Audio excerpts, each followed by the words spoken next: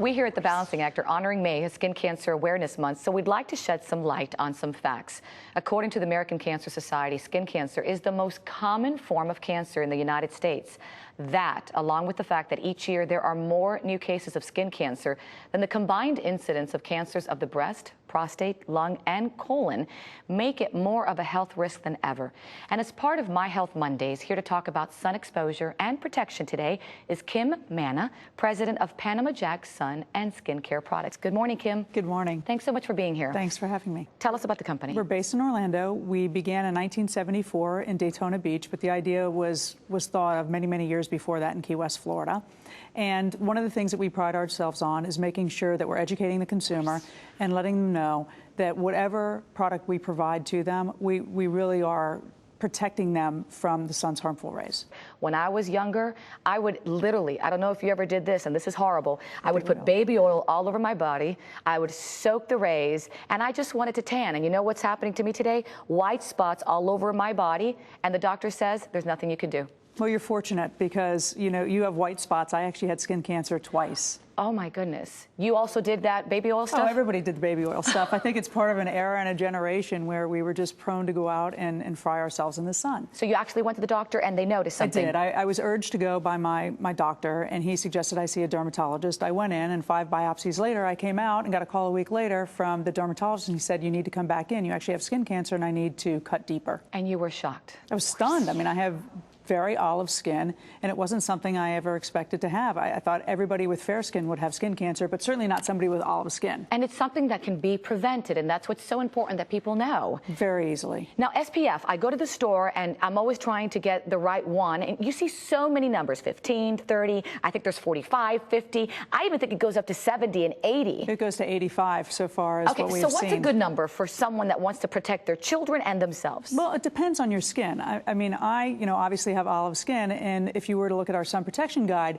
you would find, if I were to be out at a pool for 2 hours, it says I should use an SPF 4. Well, I know myself I'm not going to use an SPF 4. I'm actually going to use an SPF 15. 15? At a minimum. Okay. My children, on the other hand, before they walk out the door, I always put an SPF 50 on. That's what I choose, the 50. So I'm doing good there. You're doing great.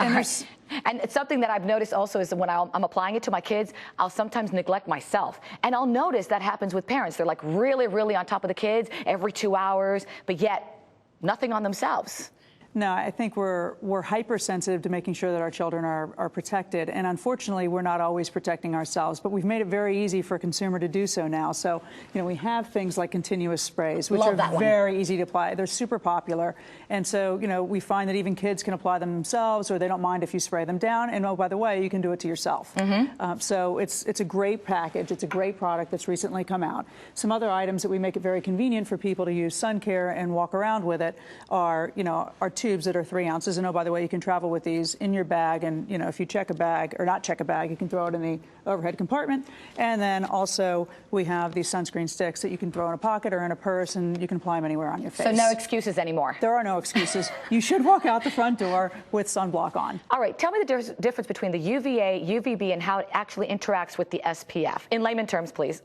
Okay.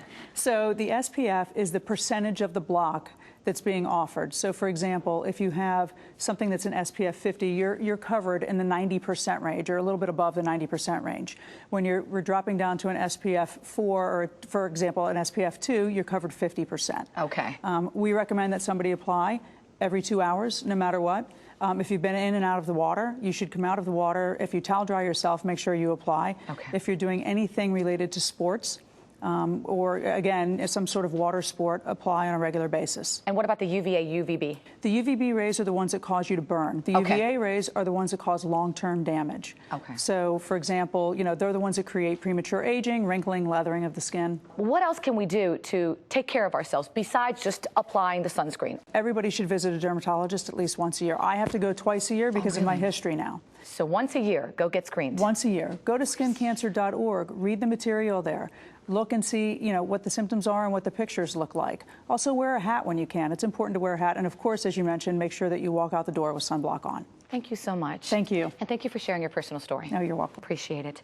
And if you want more information on these particular products to protect you and your family from the harmful effects of the sun, as well as check out the Skin Survival Guide, go to PanamaJack.com. And coming up next, did you know that an estimated 74 million Americans have high blood pressure and that 1/3 of them are unaware of it? More on this after the break.